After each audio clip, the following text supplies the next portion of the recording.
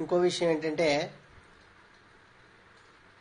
Central government వారు ఇచ్చేటటువంటి broadband service ఏదైతే ఉందో ప్రతి మారుమూల గ్రామాలకి చాలా పథకంలో భాగంగా కేబుల్ ఆపరేటర్ని ఎల్సీఓలుగా సెంట్రల్ గవర్నమెంట్ గుర్తించి వాళ్ళ ద్వారా ప్రతి ఇంటికి చేరాలి అంటే ఎఫ్టీటీహెచ్ అనేది కంపల్సరీ కావాలి. కాబట్టి మనలో చాలామంది ఆపరేటర్లకి ఎఫ్టీటీహెచ్ చేసుకోవడానికి తగినంత ఆర్థిక స్తోమత లేదు. కాబట్టి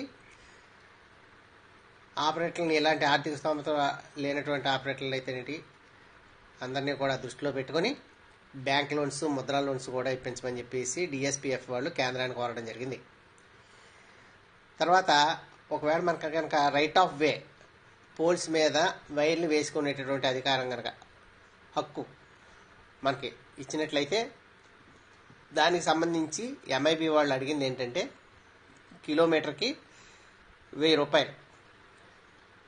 మనం ఎన్ని కిలోమీటర్ల వైర్ అయితే వేసుకుంటున్నామో అలాగా 1000 రూపాయలు చొప్పున కిలోమీటర్కి 1000 రూపాయలు చొప్పున కట్టేలాగా అయితే అడిగారు ఎంఐబి వాళ్ళు. దాని మీద ఇంకా స్పష్టత అయితే రాలేదు. అది సంవత్సరానికా నెలకా అనేది కూడా ఇంకా స్పష్టత రాలేదు.